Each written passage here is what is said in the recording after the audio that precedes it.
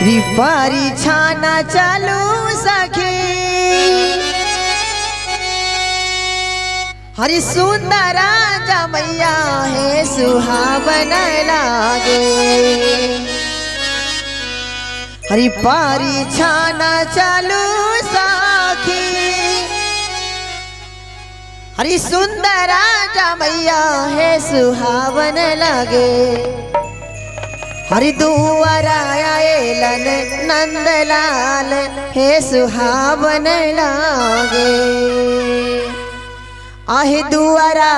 आएलन नंदलाल हे सुहावन लागे। सखी सहेली कहा तरी अतने मीठे मीठे ताली बजाना है और वो गाने से कहना है हाँ कृपारी छाना चालू सखी हरि सुंदरा जमैया है सुहावन लागे हरि पारी छाना चालू सखी सुंदरा जमैया है सुहावन लागे दुआरे आएलन नंदलाल है सुहावन लागे दुआरे आएलन नंदलाल है सुहावन लागे पारी छाना चालू सखी सुंदरा जमैया है सुहावन लागे पारी छाना चालू सखी सुंदरा जमैया है सुहावन लागे दुआरे आएलन रजकुमार है सुहावन लागे दुआरे आएलन सुकुमार है सुहावन लागे। ताली बजा के आहा बोलिए श्याम रामचंद्र की जय हो जय ताली बजा के ओह आहा या ओह ओह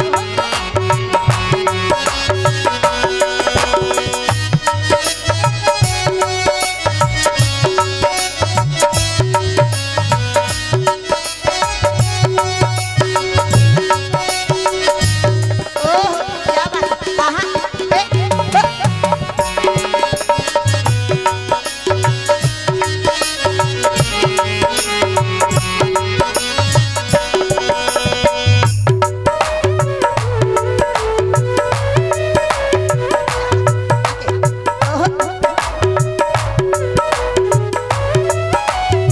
और का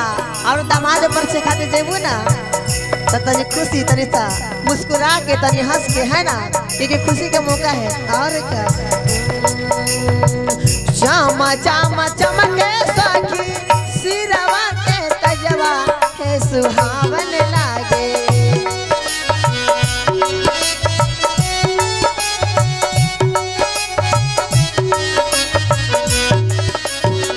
श्यामा चामा चमके सखी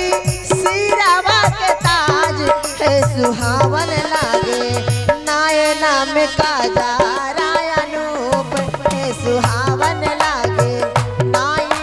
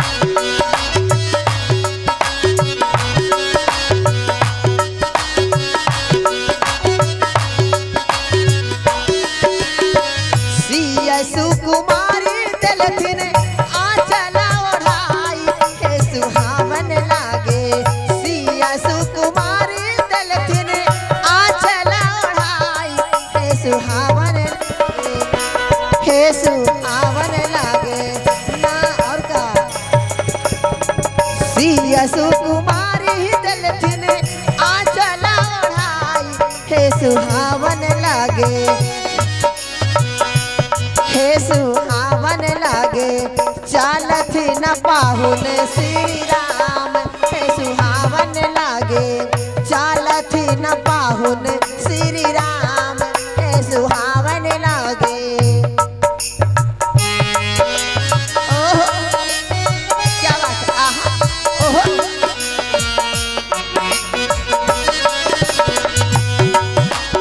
ओहो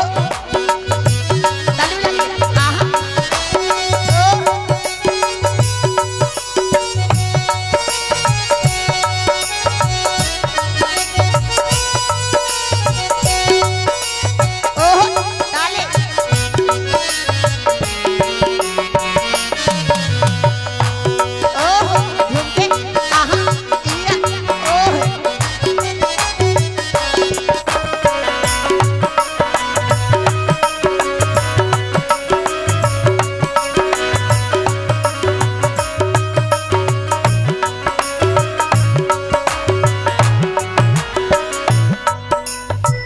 धीरे धीरे चलिहार घुमरे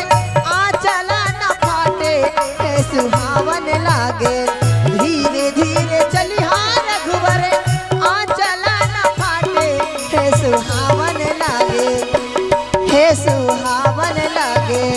आंचल के दाम अनमोल, हे सुहावन लागे आंचल के दाम अनमोल, हे सुहावन लागे चलियो सखी सुंदर जमैया हे सुहावन लागे, परिछन चला सखी सुंदर जमैया हे सुहावन लागे, हे सुहावन लागे दुआरा आएलन राजकुमार, हे सुहावन लागे दुआरा आएलन सुकुमार, हे सुहावन लागे सुकुमार, हे सुहावन लागे दुआरा आएलन सुकुमार, हे सुहावन लागे दुआरा आएलन सुकुमार, हे सुहावन लागे दुआरा आएलन सुकुमार, हे सुहावन लागे दुआरा आएलन सुकुमार, हे सुहावन लागे दुआरा आएलन सुकुमार, हे सुहावन लागे। बोलिए सिया महारानी की सच्ची दरबार की, श्री रामचंद्र की दुल्हा दुल्हन की क्या बात है। बोलिए सच्ची दरबार की।